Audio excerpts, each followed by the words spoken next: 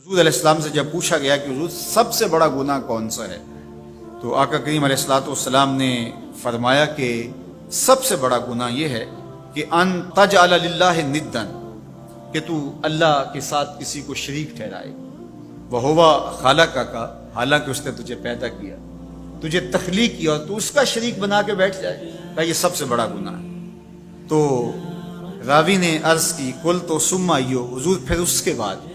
تو آقا کریم نے فرمایا ثم ان تقتل ولدک خشیۃ ان یطعم معک، تو بچے کو اس لیے قتل کر دے کہ یہ کس طرح میں اس کو پال سکوں گا۔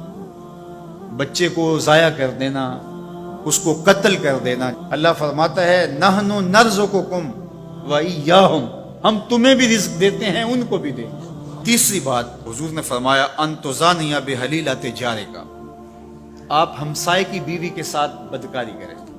تو یہ بڑے گناہوں میں سے، ہمسایہ ماں جائے کی طرح ہوتا ہے، اس کی دیوار سانجھی ہوتی ہے، اس کی عزت سانجھی ہوتی ہے، اور اگر کوئی شخص طاق میں رہے اور ہمسایوں کے گھر گھس کے ان کی آبرو ریزی کر دے، تو یہ تین بڑے گناہ جو ہیں ان میں سے ایک بڑا گناہ اللہ کے محبوب علیہ السلام نے ارشاد فرمایا۔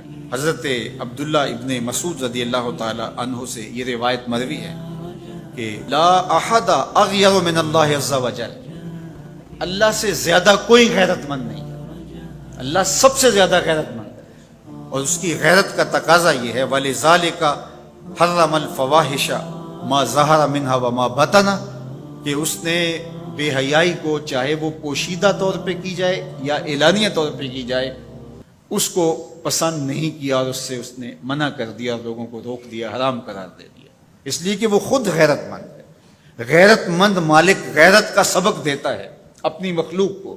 اللہ تعالیٰ قرآن مجید میں ارشاد فرمایا وَلَا تَقْرَبُوا الْفَوَاحِشَ مَا ظَهَرَ مِنْهَا وَمَا بَطَنَ، فحش کام کے قریب نہ جانا، وہ اعلانیہ طور پہ کرو یا وہ مخفی طور پہ کرو۔ تو مفسرین نے لکھا کہ جو بدکاری ہے وہ مخفی فحش ہے، اور شراب نوشی یہ اعلانیہ فحش ہے۔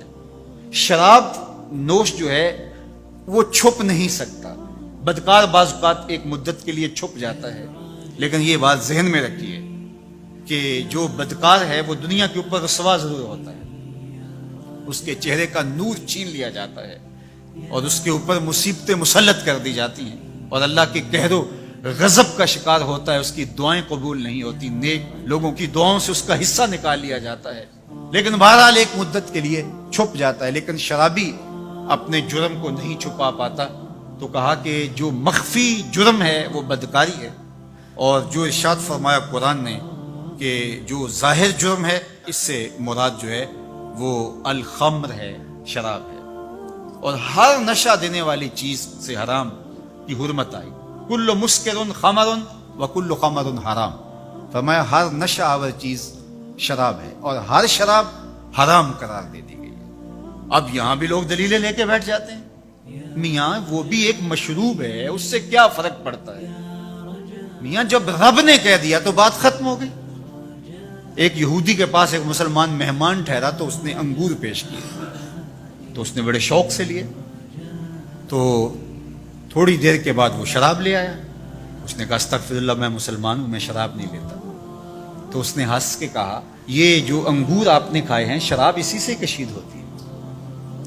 تو اس مسلمان نے کہا کہ آپ کی اہلیہ کدھر ہے؟ تو وہ اپنی اہلیہ کو بلا لایا، تو کہا آپ کی کوئی اولاد بھی ہے؟ کہا ہاں میری بیٹی ہے، اس کو بھی بلا لاؤ۔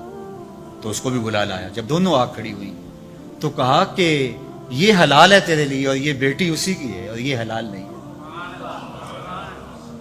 تو جب اس یہودی نے یہ بات سنی فقال اشہد ان لا الہ الا اللہ وحدہ لا شریک لہ واشہد ان محمدا عبدہ ورسولہ۔ اتنی خوبصورت دلیل، اتنی خوبصورت دلیل۔ کہا انگور سے شراب نکلی ہے تو شراب حرام کیوں، انگور حلال کیوں؟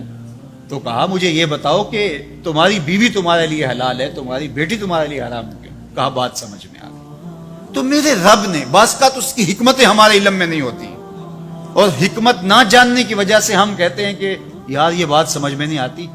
یہی تو ہمیں بتایا گیا کہ کہ جو سمجھ میں آئے اس کو بھی ماننا ہے، جو نہیں سمجھ میں آئے اس کو بھی ماننا ہے۔ ہم جنت کو مانتے ہیں نا، دیکھا ہے، یا رب کو مانتے ہیں، دیکھا ہے، وہ سمجھ میں آتا ہے، تو دل میں تو آتا ہے، سمجھ میں نہیں آتا، میں جان گیا بس تیری پہچان یہی ہے۔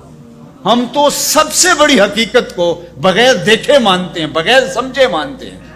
ادراک فہم کی حدود سے ورا ہے، عقل و خرد کے دائروں سے ورا ہے، لیکن اس حقیقت کو ہم مانتے ہیں تو اس کے کہے ہوئے کو کیوں نہیں مانیں گے؟